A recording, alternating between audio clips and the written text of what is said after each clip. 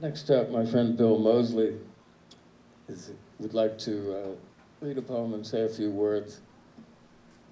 Bill was one of the biggest Beefhart fans that I knew when I was in college, and has had a sterling career as an actor in horror films, and it was John Van Vliet who told me horror films are the only true reality. He ran a horror film society at Yale and played a lot of Beefhart music before the films would go on. And you can see him in Rob Zombie's last couple of films. Anyway, come on up.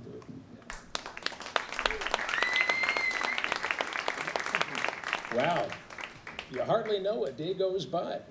Hello, everybody. Yes, actually, you know, I've got to say I'm really happy to be here. I'm happy to be participating in this symposium. This is my first symposium, so I hope I'm dressed appropriately.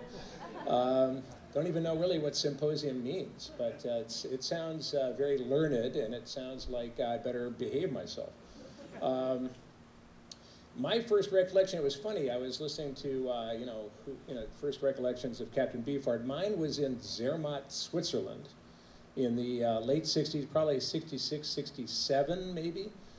And I was there on a vacation, and I went down into a discotheque. And, back when that was something different than what it became in the 80s. And it was like a little nightclub, and I remember going downstairs, and there was, it's one of those kind of Rathskeller type places. And there were some cool posters on the wall heading into the discotheque, and one of them was for Captain Beefhart. And I just remember, well, that's a weird name. And it was just funny. It was just one of those things that just kind of stuck with me. I really never even thought again about Captain Beefhart until I met Gary in college. And Gary really kind of schooled me in the art of Beefhart. I know Matt earlier talked about the first time he listened to Captain Beefhart, it was scratchy and screechy, and the rhythm was off, and what is this guy doing? And that was kind of my impression too. I come from the Midwest, so I don't know if that means anything, but to me that really was, I didn't know if that was really my cup of tea. And Gary, God bless you, man, carefully, slowly, painstakingly took me through my Captain Beefhart catechism. And, Beefhart came to play at Yale when we were both there. And it really was one of those moments in my life, too, like a lot of people have said, where really things changed for me. I'd never really heard, the music on the records was one thing, but the music live was amazing. I think what Don was playing at that first concert that I heard was, I think it was the Spotlight Kid album. And Ed Marimba was now on drums, and Beefhart would play his harmonica, and I wasn't really sure if he was pulling notes out of the air and sticking them in the harmonica when he was playing, or actually pulling them out of the harmonica and sticking them in our ears. But it was really the most amazing concert I'd ever seen. I also heard a rumor, and I don't know, Gary, you probably know more about this than I, but that when Beefhart left Yale and was on his way to Harvard, I guess he rode in the bus on the way there, he wrote Clear Spot. Is that true? I don't know, that was the rumor, I don't know. Do the Beatles live in Pepperland? Who knows? But anyway, thanks to Gary.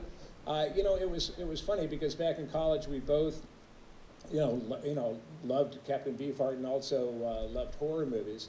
And back at Yale, then, we did smoke a little pot here and there, and there was a lot of students who were, kind of going to be artists somehow, some way, until they graduated, and their parents kind of said, "No, you're going to be a doctor, a lawyer, you're going to go to work on Wall Street and destroy the country."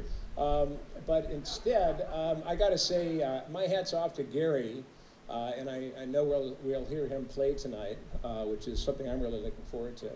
But my hat's off to Gary for really following his dream, for having that dream that, I don't know if it was like at the end of a little bit of a hit of some good weed or when it was, but it was that moment of like, I'm going to do this no matter what.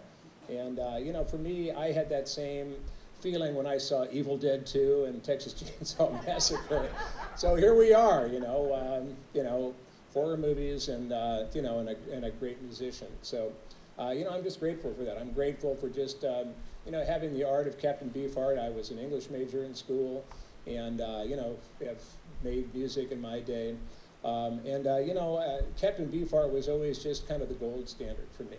Not only for the music, but also for his amazing lyrics.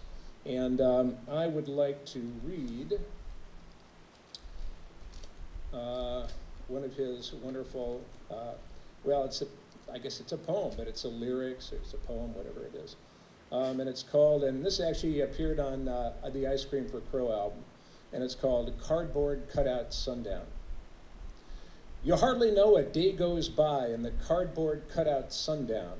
The moon popped up like a gallery duck, sipped up gold from the sunny cup, and longhorns sawed the buggy grass, and a cowboy blew a harp sitting on his chapped ass, and the prairie flowers didn't look a bit queer, and the stars struck in the sand, cartwheeled and poked in the prairie, a cactus juice stand, the only place the crows couldn't land. The blue bottle flies were as big as a cowboy's eyes, and their buzz was as loud as rattlers.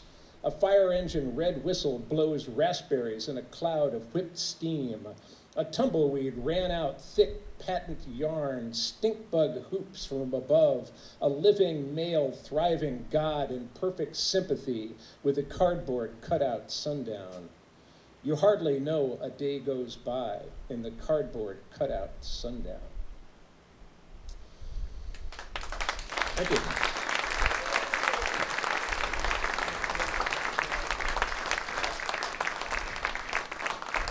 Well, thanks, Bill. And before I introduce the next guest, I'll say a few words about that particular song, if you're familiar with it. It was composed by Don in 2 parts. He sent me a tape of him playing a piece on piano, the title of which was Oat Hate, which is on an album I put out. You can hear the original demo of the guitar rehearsal of this piece. And like a lot of his piano music, it was incredibly difficult to master, but I eventually did. And I was doing that in New York City, where I live. And meanwhile, he began rehearsal sessions out here in Los Angeles, in Burbank, at the Stone Fox Rehearsal Studios. I don't think it's still there. And he taught the band a separate piece of music, as a discrete piece of music. And then he assembled us in the studio during the recording sessions. And I was behind a baffle, and they were like on the other side. And he kind of refereed the piece, start, stop, in our headphones. And well, you can hear this on the record on the right channel, furiously playing this piece of music composed on piano. And the band is on the other channel playing this piece that was done completely separately from the other piece of music. And miraculously, it syncs up near the end in a unison passage. And for years, people have pursued me, how was this achieved? There was a guy doing a PhD thesis in a school of music who sent a whole transcription notated out, and then annotated it with my recollections of this. I hope he got his PhD. Anyway, oh, and also in the last poem, the imagery of the tumbleweed, you saw in the Ice Cream for Co video, the recurring motif of the tumbleweed, which Don called the ecology officer, Sir Tumbleweed. He gave it a name, picking up Kleenex that he drops at the beginning of the video in the desert, sweeping the desert. We'll have to say, you see the Coen Brothers movie, The Big Lebowski, they kind of appropriated that image at the very beginning of the movie, but then later on made up for it by having Lebowski listen to Rise or Blue Million Miles midway through the movie.